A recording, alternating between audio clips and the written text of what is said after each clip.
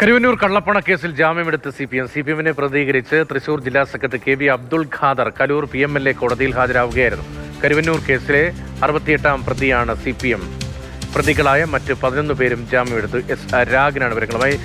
രാഷ്ട്രീയ പാർട്ടി പ്രതിയേർക്കപ്പെട്ടു എന്നതാണ് പ്രത്യേകത. അതിനുവേണ്ടി പാർട്ടിക്ക് വേണ്ടി ജില്ലാ സെക്രട്ടറി വന്ന് ജാമ്യമെടുക്കും നിയമപരമായ നടപടിക്രമങ്ങൾ പൂർത്തീകരിക്കുകയും ചെയ്യുന്നു. മറ്റ് 3 മുൻ ജില്ലാ സെക്രട്ടറിമാർ ഈ കേസിൽ പ്രതികളാണ്. മറ്റ് പ്രാദേശിക CPM നേതാക്കളും പ്രതികളായ കേസാണ്. ഇന്നത്തെ കോടതി നടപടി എങ്ങനെയായിരുന്നു? പാർട്ടിക്ക് ജാമ്യമെടുക്കൽ എന്നതിന്റെ നിയമപരമായ സാധ്യത എങ്ങനെയാണ്?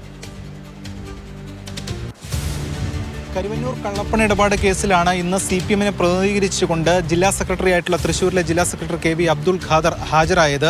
സ്വാഭാവികമായിട്ടും ജാമ്യം എടുക്കേണ്ടതായിട്ടുണ്ട്. CPM അങ്ങനെ ജാമ്യം എടുത്തിരിക്കുന്നു. അതായത് 68ാം പ്രതിയാണ് ഈ കേസിൽ CPIM. നേരത്തെ സൂചിപ്പിച്ചതുപോലെ 3 ജില്ലാ സെക്രട്ടറിമാർ മുൻ ജില്ലാ സെക്രട്ടറിമാർ ഈ കേസിൽ പ്രതികളായി വന്നിരുന്നു. അവർ കഴിഞ്ഞ തവണ കോടതിയിൽ ഹാജരായിരുന്നു. അത് AC മൊയ്തീൻ MLA ആണ്. അതോടൊപ്പം തന്നെ K രാധാകൃഷ്ണൻ MP ആണ്. കൂടാതെ MM വർഗീസ് ആണ്.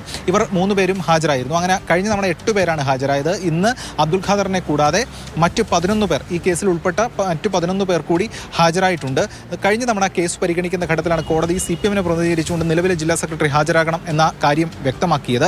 എന്തായാലും ആ ഒരു പ്രോസസ്സാണ്. കുറ്റപത്രം സമർപ്പിച്ചു. ആ കുറ്റപത്രത്തിൽ പ്രതികൾക്കെതിരെ ചുമത്തപ്പെട്ടിരിക്കുന്ന കുറ്റം അത് സ്റ്റാൻഡ് ചെയ്യുന്നതാണ് പ്രഥമദൃഷ്ട്യാ എന്ന കാര്യം കോടതി പറഞ്ഞു. തുടർന്ന് ആണ് ഇവർ കോടതിയിൽ ഹാജരാകാൻ കോടതി സമൻസ് അയക്കുകയും ഹാജരായി ബെയിലെടുക്കുന്ന പ്രോസസ്സ് മുന്നോട്ട് പോവുകയും ചെയ്യുന്നത്.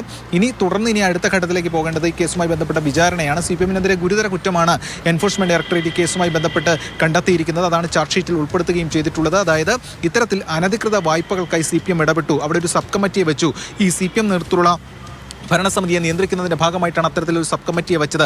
അനധികൃത ലോണുകൾക്ക് CPM നേതാക്കൾ ഇടപെട്ടു. മാത്രമല്ല ഈ അനധികൃത ലോണുകൾ ലഭിച്ചവരിൽ നിന്ന് കമ്മീഷൻ ആയി പണം വാങ്ങിച്ചു. അതിനുവേണ്ടി പ്രത്യേക അക്കൗണ്ട് കരുവന്നൂർ ബാങ്കിൽ തുടങ്ങുകയും ചെയ്തു. കൂടാതെ ഈ പണമടക്കം ഉപയോഗിച്ചുകൊണ്ട് CPM ഭൂമി വാങ്ങുകയും അതോടൊപ്പം തന്നെ പാർട്ടി ഓഫീസ് നിർമ്മിക്കുകയും ചെയ്തു. ഇതുൾപ്പെടെയുള്ള കാര്യങ്ങളാണ് കണ്ടെത്തിയത്. തുടർന്ന് ഏകദേശം വലിയ തുക ഈ പ്രതികളിൽ നിന്ന് 130ഓളം കോടി രൂപ കണ്ടുകെട്ടുകയും അടക്കം ചെയ്തിരുന്നു. ആ കേസുമായി ബന്ധപ്പെട്ട് ഇപ്പോൾ എൻഫോഴ്സ്മെന്റ് ഡയറക്ടറേറ്റ് 2 ചാർജ് ഷീറ്റാണ് കൊടുത്തിരിക്കുന്നത്. ആദ്യഘട്ടത്തിൽ 55ഓളം പ്രതികൾ, രണ്ടാം ഘട്ടത്തിൽ 28ഓളം പ്രതികൾ. CPM നേതാക്കൾ ഉൾപ്പെടെയുള്ളവരാണ് തൃശ്ശൂരിലെ പ്രതികളായി വരികയും ചെയ്തിട്ടുള്ളത്. ഇതിന്റെ തുടർ നടപടികളാണ് ഇപ്പോൾ കോടതിയിൽ ഇതിന്റെ ഭാഗമായി നടന്നുകൊണ്ടിരിക്കുന്നത്.